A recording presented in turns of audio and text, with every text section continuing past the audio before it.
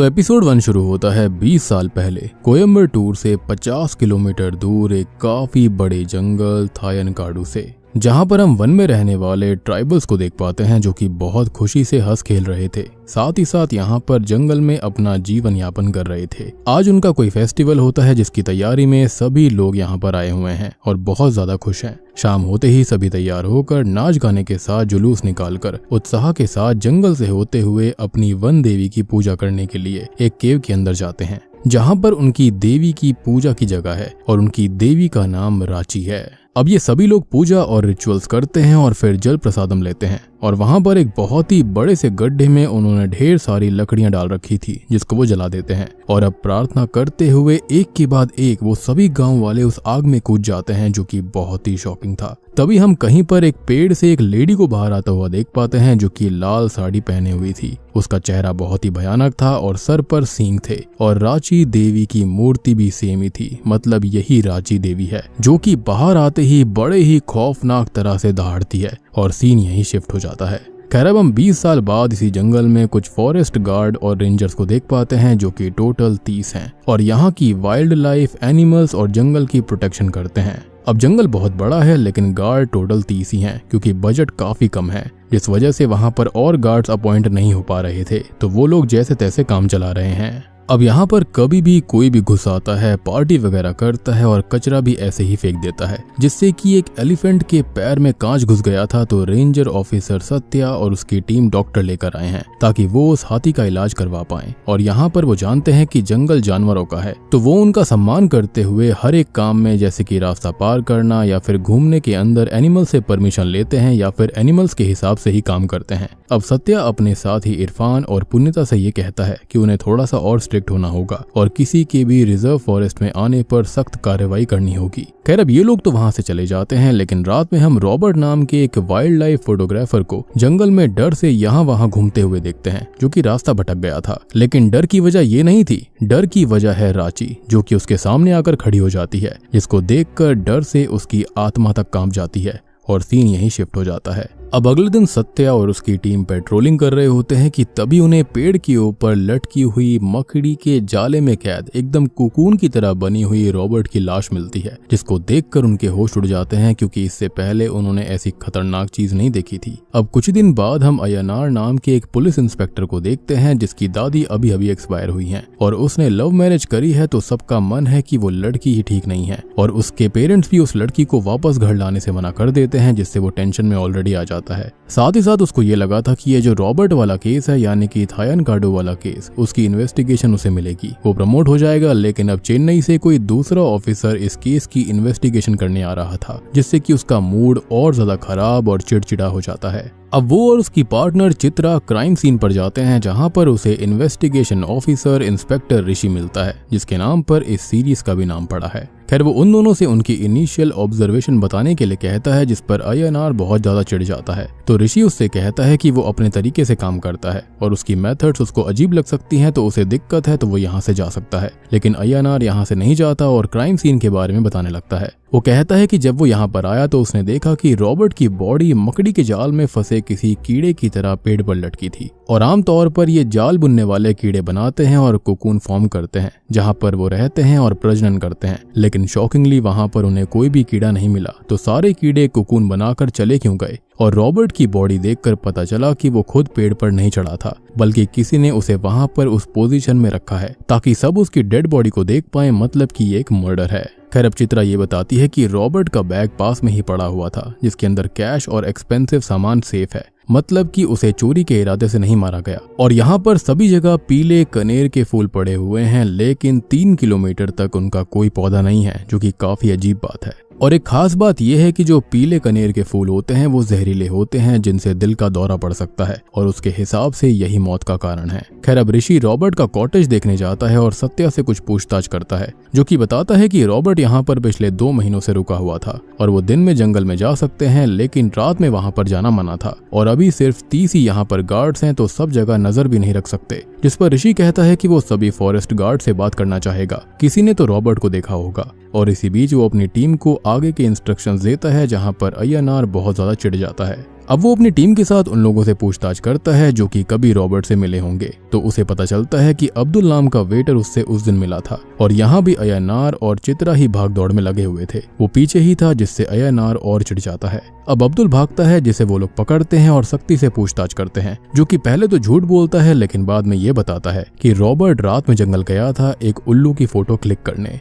और वो भी उसके साथ गया था जिन्हें अचानक से एक अजीब सी आवाज आई या फिर एक गर्जन सुनाई दी जो ना ही किसी जानवर की थी, ना ही चिड़िया की, ना ही किसी इंसान की, जिससे वो थोड़ा सा डर गए थे। लेकिन रॉबर्ट उस आवाज की ओर जाने लगता है तो उसको वनराची दिखाई देती है, यानी कि वनराची स्पिरिट ऑफ फॉरेस्ट, जो कि एक पेड़ पर चढ़ी हुई थी और उन्हें गुस्से से देख रही थी, जिससे डर कर वो भागने लगा और रॉबर्ट पीछे ही रह गया था। अब इसी बीच हम दो फॉरेस्ट गार्ड सेल्वी और कैथी को देख पाते हैं जो कि पेट्रोलिंग पर निकली थी और सेल्वी को अचानक से पीरियड्स हो गए थे तो वो चेंज करने जाती है और थोड़ा रुककर वो लोग आगे जाती हैं तो रास्ते में भालू वाले ट्रैप्स लगे हुए थे जिसमें सेल्वी का पैर फंस जाता है, जिसके लिए कैथी हेल्प कॉल करती है और उसे निकालने के लिए कुछ ढूंढने लगती है। और अब यहाँ पर सेल्वी के सामने अचानक से वनराची आ जाती है जिसे देखकर वो डर से चिल्लाने लगती है और कैथी उसकी आवाज सुनकर उसके पास आने लगती है लेकिन फिसल कर गिर पड़ती है। और वहीं वनराची धीरे धीरे सेल्वी के पास आती जा रही थी, जिसके साथ एपिसोड 1 यहीं पर खत्म हो जाता है।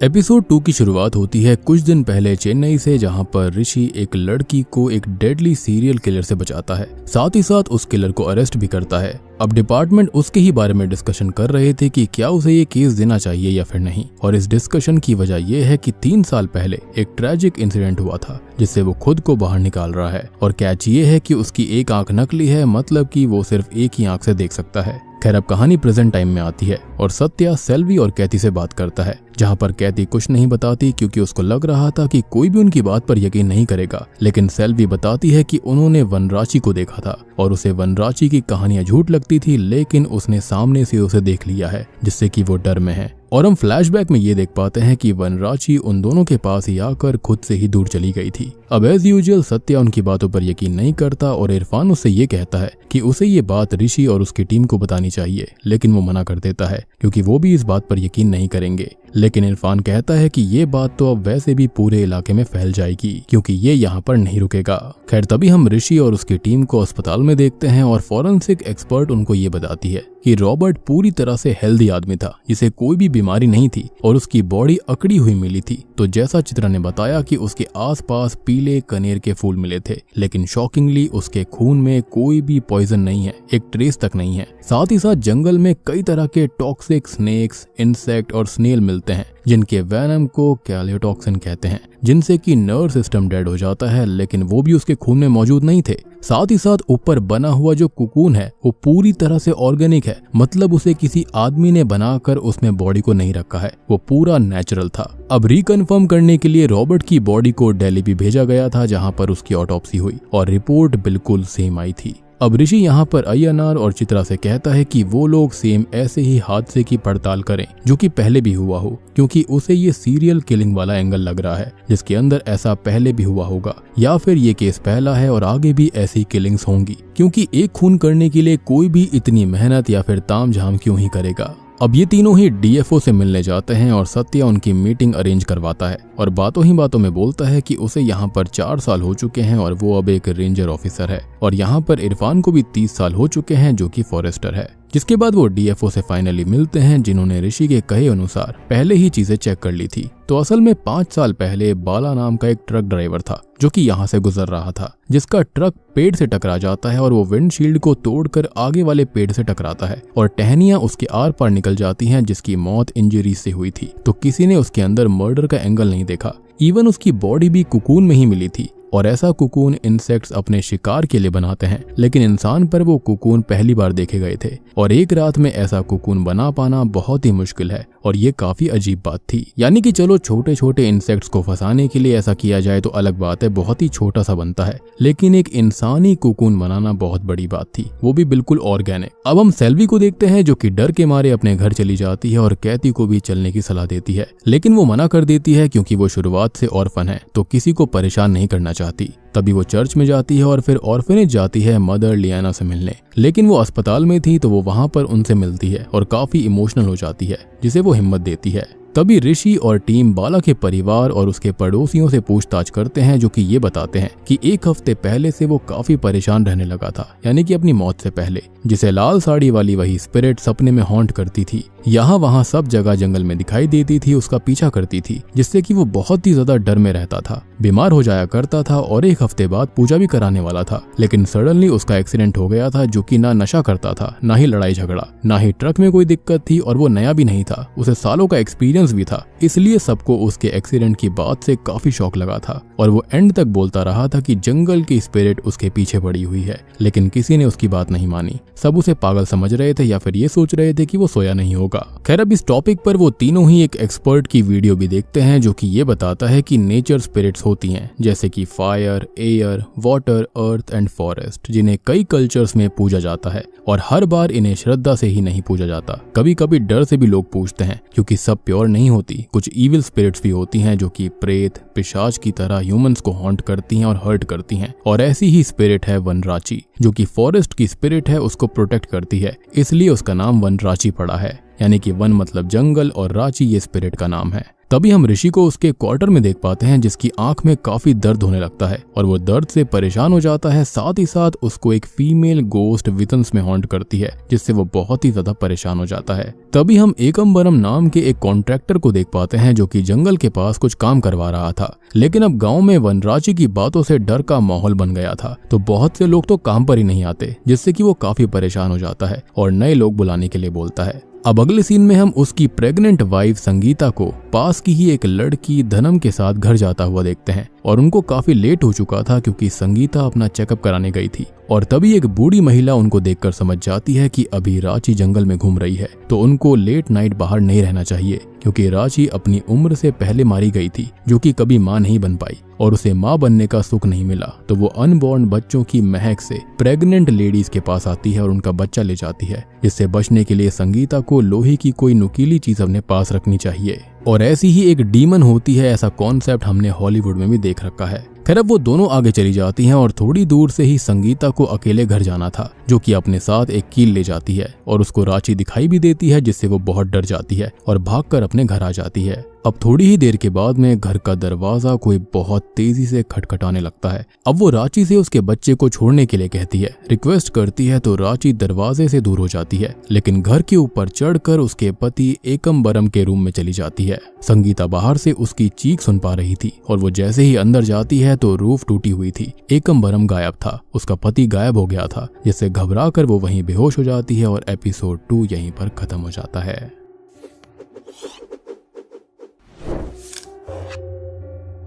एपिसोड 3 की शुरुआत एकम्बरम के साथ ही होती है, जो कि जंगलों में एक पेड़ के किनारे बैठा हुआ था और उसकी बॉडी अकड़ी हुई थी। लेकिन अब उसके सामने वनराची आती है, जिसके करीब आते आते उसकी आत्मा कांप जाती है और अब वो उस पर हमला कर देती है। तभी हम ऋषि और उसकी टीम को देखते हैं, जो कि संगीता के घर इन्वेस्टिगेशन करने आए थे और अभी संगीता हॉस्पिटल में एडमिट थी, जिसकी हालत काफी क्रिटिकल थी, तो वो बयान नहीं दे सकती थी। लेकिन हॉस्पिटल जाते जाते वो यही बोल रही थी कि वनराची उसके बच्चे को लेने आई थी, लेकिन पति को लेकर चली गई। अब देखो, ऋषि ऑब्वियसली इन सब बातों पर नहीं मानता था और वो अपनी एक थियोरी रखता है कि ये कोई किडनैपिंग है, जिसके अंदर संगीता का पीछा बस ध्यान भटकाने के लिए होगा और किडनैपर्स पहले से ही घर के अंदर बैठे होंगे, क्योंकि कुछ ही सेकंड में छत तोड़कर आना और वहां से एकम्बरम को ले जाना बहुत मुश्किल है। खैर, तभी वो स्निफर डॉग की हेल्प से जंगल में सर्चिंग करते हैं, तो डॉग्स एक जगह आकर रुक जाते हैं और अनकंफर्टेबल होकर भौंकने लगते हैं और तभी सडनली रांची की दहाड़ को सुनते हैं, जिससे कि वो दोनों ही डॉग्स बहुत ज्यादा डर जाते हैं। यहाँ पर क्या हो रहा था किसी को समझ में नहीं आता, लेकिन सभी लोग अलर्ट हो गए थे, क्योंकि ये सिचुएशन बहुत ही ज्यादा क्रिटिकल थी।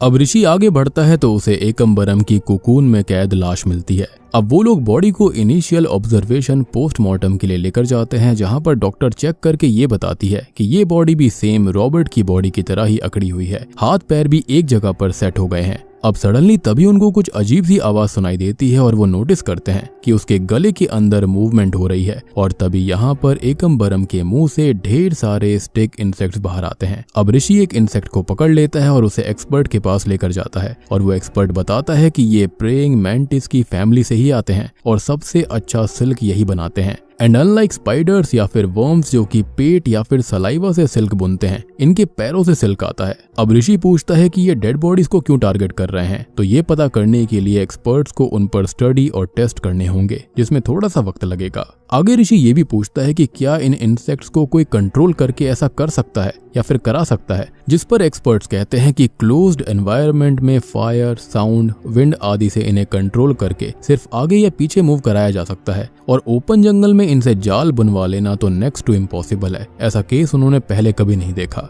अब इसी बीच अय्यनार भी चित्रा से बोलता है कि ये चीजें अब उसे भी अजीब और सुपर नेचुरल लगने लगी हैं। खैर, अब ये तीनों ही डीएसपी से मिलने जाते हैं और ऋषि ये कहता है कि उसके हिसाब से ये एक नहीं बल्कि एक से ज्यादा लोगों का काम है और तीनों खून सेम ही टीम ने किए हैं, क्योंकि बॉडी की कंडीशन, उनकी हालत और आसपास पड़े कनेर के फूल सेम हैं। और ये लोग काफी ज्यादा इंटेलिजेंट भी हैं, जो वही दिखाते हैं जो वो दिखाना चाहते हैं, और वो बॉडीज को सामने छोड़ते हैं ताकि उन्हें देखा जाए। वो आगे कहता है कि उनका ही कोई आदमी रांची का भेष बनाकर घूमता होगा ताकि लोग डर जाएं इस पुरानी कथा से और उनका प्लान फेल ना हो जाए, और शायद वो कुछ बताना चाहते हैं, कुछ दिखाना चाहते हैं सबको। खैर, तभी हम एक और कैरेक्टर को देख पाते हैं जिसका नाम मंगई है, जो कि एक लेडी है जो कि अपनी शॉप चलाती है और रांची डॉल्स भी बनाकर बेचती है। तभी जया नाम की एक बच्ची को वो डॉल बहुत पसंद आ जाती है, जो कि मंगई उसको देने लगती है, लेकिन जया की माँ उसे वहां से ले जाती है और डॉल नहीं लेने देती। अब वो घर तो आ जाती है, लेकिन जया काफी अजीब बिहेव करने लगी थी। कभी काफी देर तक दूर जंगल को देखती रहती तो कभी सडनली गायब हो जाती,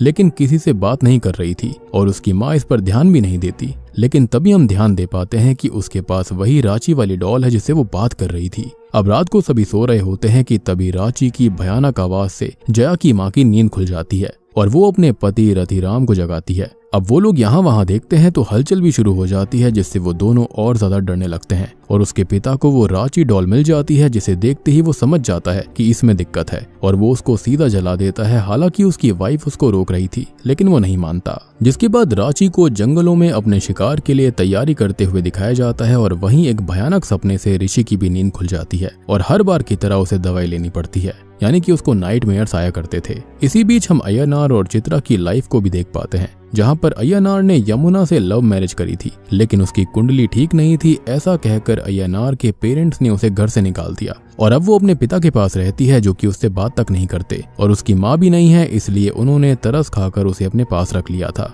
हालांकि वो उसको एक्सेप्ट करना नहीं चाहते थे। अब अय्यनार उसको मनाने जाता है और पूजा कराने के लिए कहता है, लेकिन वो उसकी कोई बात नहीं मानती। अब यहाँ चित्रा के घर वाले उसकी शादी कराना चाहते हैं और लड़का देख चुके हैं जिसको चित्रा भी पसंद करती है, लेकिन फिलहाल वो शादी नहीं करना चाहती। और चित्रा और अय्यनार इसलिए ही अच्छे दोस्त हैं क्योंकि वो एक दूसरे को समझते हैं और समझाते भी हैं। तभी हम ऋषि को देखते हैं जो कि अपने अतीत के बारे में ही सोच रहा था और हम उसका फ्लैशबैक देख पाते हैं जब वो अपनी गर्लफ्रेंड विजी के साथ रहता था और उसे किसी असाइनमेंट पर जाना था, तो वो उससे यही बात करता है कि अगर उसे कुछ हो जाए तो वो मूव ऑन कर ले, शादी कर ले, लेकिन वो साफ मना कर देती है क्योंकि वो उससे बहुत ही ज्यादा प्यार करती है। और अब वो बोलती है कि अगर वो मर गई तो क्या होगा, और मजाक में वो ऐसा कहती है कि वो उसको भूत बनकर डराएगी। लेकिन प्रेजेंट टाइम में जो फीमेल गोस्ट उसे हॉन्ट करती है वो कोई और नहीं बल्कि वो विजी ही है, यानी कि उसकी स्पिरिट है, जिसको देखते ही समझ में आ रहा था कि उसका अंजाम जो भी रहा होगा वो बहुत ही भयानक होगा। जिसके साथ एपिसोड 3 भी यहीं पर खत्म हो जाता है।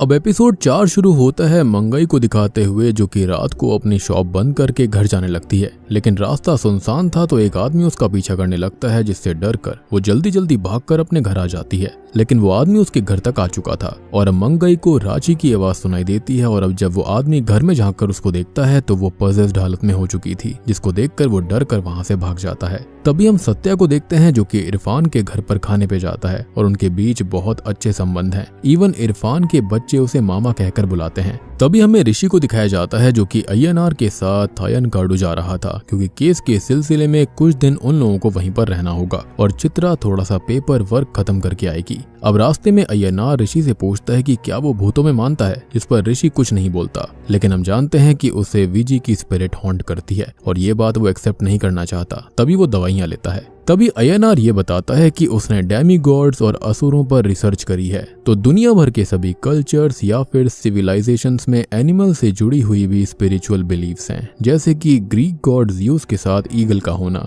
इजिप्ट टूम्स में कैट का होना, जापानीज में स्नेक्स और फॉक्स, और इंडियन गॉड के साथ भी कोई ना कोई एनिमल एसोसिएट होता है। वैसे ही रांची के साथ होते हैं वेब स्पिनर इंसेक्ट, और जब रांची किसी को मारती है तो वो वेब स्पिनर उसके ऊपर कुकून बना देते हैं, जो कि फाइनल एक्ट या फिर कर्म कांड जैसा ही है। खैर, अब ये सारी बातें सुनकर ऋषि उसके ऊपर भड़क जाता है और कहता है कि ये सब वो केस में फाइल नहीं कर सकते, नहीं लिख सकते, और हर एक मिस्ट्री के पीछे कोई ना कोई लॉजिकल, साइंटिफिक और रैशनल एक्सप्लेनेशन जरूर होता है जिस तक उन्हें पहुंचना पड़ता है, तो वो उस पर ध्यान दे। अब वो दोनों ही जंगल के गेस्ट हाउस में पहुंच जाते हैं, जहां पर उन्हें सत्या गेस्ट हाउस में रहने के लिए अरेंजमेंट्स करवाता है, और जंगल में उसे किसी की असिस्टेंस भी चाहिए होगी, तो वो कैथी को ही उसका असिस्टेंट बनाता है, जो कि यहीं पर रहकर उसे जंगल विजिट और दूसरी चीजों में हेल्प करेगी। इसी बीच ऋषि सत्या से सेल्वी के बारे में पूछता है कि उसे रांची दिखाई दी थी, तो ये बात सत्या ने उसे पहले क्यों नहीं बताई, जिस पर वो कहता है कि सबको ही रांची दिखाई दे रही है और उसे यकीन नहीं होता। अब रात को हम अय्यनार को देखते हैं, जो कि यमुना को कॉल करता है उसे मनाने के लिए, और काफी इमोशनल हो जाता है, और वहीं यमुना भी उससे अलग होकर बहुत ही ज्यादा दुखी थी और वो रोज रो रही थी।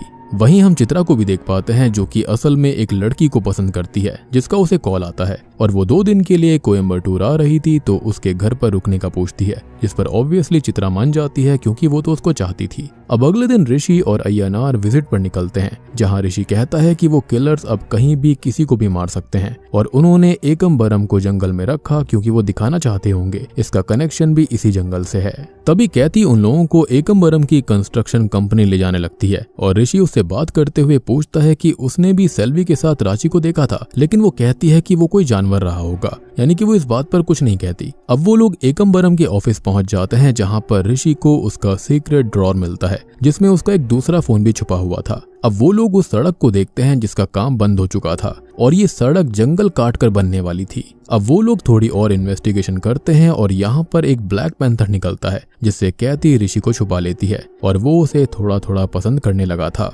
अब तभी माहौल को सेट करने के लिए बारिश होने लगती है, लेकिन तभी वो अपनी नकली आंख साफ करने लगता है, यानी कि यहाँ पर उसके रोमांस के बीच में उसकी नकली आंख आ गई, जिससे कैथी को उसकी एक आंख के बारे में पता चल जाता है। खैर, वो लोग अब हॉस्पिटल जाते हैं, जहाँ पर उनको पता चलता है कि संगीता का बच्चा पेट में ही खत्म हो गया था, जिससे कि अब वो गहरे सदमे में है, और हम नोटिस करें तो रांची बच्चा लेने ही आई थी और ले जा चुकी है। तभी ऋषि वापस गेस्ट हाउस आ जाता है, जहां पर उसे फिर से पास्ट की बातें याद आती हैं, जहां पर उसकी गर्लफ्रेंड वीजी से ब्रेकअप हो गया था, और वो उसको अवॉइड कर रहा था, और वो उससे दूर नहीं हो सकती थी, तो वो उसे मिलने के लिए कहती है, और ट्रैफिक में जाकर खुद को खत्म करने की धमकी भी देती है। अब फिर से ऋषि का माइग्रेन उसे परेशान करता है, और कैथी वहां पर आ जाती है, जो कि उसके लिए खाना लेकर आई थी, और वो उसकी आंख के बारे में पूछती है, तो वो बताता है कि एक मिशन के दौरान गोली उसकी आंख को छूकर निकल गई थी, जिससे कि वो उस आंख से अंधा हो गया था, लेकिन जैसे तैसे उसने अकॉर्डिंगली खुद को ट्रेन किया, यानी कि एक आंख के सहारे। अब वो लोग थोड़ी और बात करते हैं, और हम जानते हैं कि वो तो कैथी को पसंद करने लगा था, तो हम अब आगे बढ़ते हैं। खैर, तभी हम रतिराम को देख पाते हैं, जो कि अपनी चाय की फैक्ट्री में था,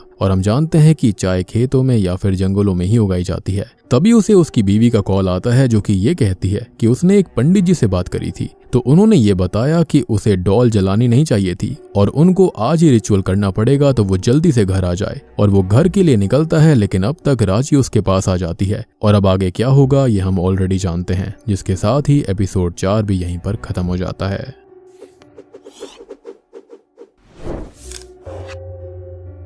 एपिसोड 5 की शुरुआत होती है सत्या से, जो कि अपने घर पर कुछ चिड़ियों को खाना डालता है, और एक नीला नाम की बर्ड उसकी पेट बर्ड भी है, जो कि उसकी सभी बातें मानती है। अब वो अपनी टीम के साथ जंगल में जाता है, क्योंकि वहां पर आजकल ढेर सारे ट्रैप्स मिल रहे थे, जो कि हंटर्स ने जानवरों को मारने के लिए लगाए हुए थे। हम जानते हैं कि यहाँ पर इल्लीगल तरह से काफी लोग आते रहते हैं, तो उन्हें उन हंटर्स को ऐसा करने से रोकना था। लेकिन तभी हम एक शिकारी को देखते हैं, जिसने जंगल में आगे अपना कैंप लगाया हुआ था, और वो एक हाथी भी मार चुका था, जिसका वो सर काट रहा होता है, और थोड़ी देर बाद अपना सामान लेकर वहां से वो लोग निकल जाते हैं। अब तभी हम ऋषि और उसकी टीम को देखते हैं, जो कि रतिराम की बॉडी को एग्जामिन करने आए थे, जो कि पेड़ से उसी कुकून वाली हालत में उनको मिलती है। इसके बाद में ऋषि और अय्यनार रतिराम के भाई थंगरासु से बात करके उससे पूछताछ करते हैं, तो वो कहता है कि वो कल दूसरे शहर में था, लेकिन उसकी आवाज में एक घबराहट थी, मतलब कि वो कुछ तो छुपा रहा था। इसी बीच में उसी शिकारी का कॉल भी आता है, जो कि उससे किसी काम के पैसे मांगता है, और ना देने पर गलत होगा ऐसी धमकी भी देता है। ऋषि अब रतिराम की कार को भी चेक करता है, जिस पर उसे एक बड़ा सा बाल मिलता है, जिसको वो लैब में भेज देता है।